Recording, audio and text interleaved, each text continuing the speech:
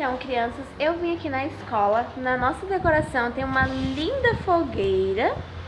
E falando em fogueira, a nossa atividade de hoje, em anexo, nós vamos trabalhar a palavrinha fogueira. Quais são as letrinhas? Vamos conferir? Aqui em anexo, eu tenho a palavrinha fogueira. Qual é a primeira letrinha?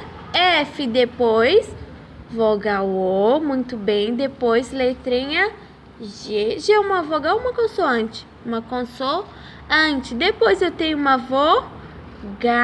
Depois mais uma vogal. Como se chama essa vogal? E. Aqui.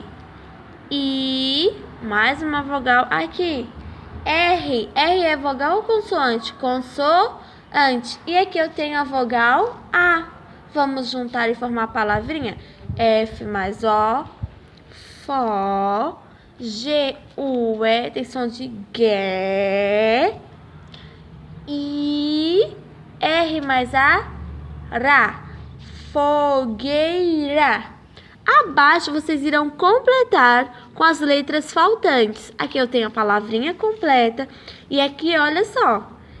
Aqui está em branco. Qual será a letrinha que vai aqui? Vamos observar. Muito bem, letrinha F. Aí fica a palavrinha fogueira. Completei a palavrinha.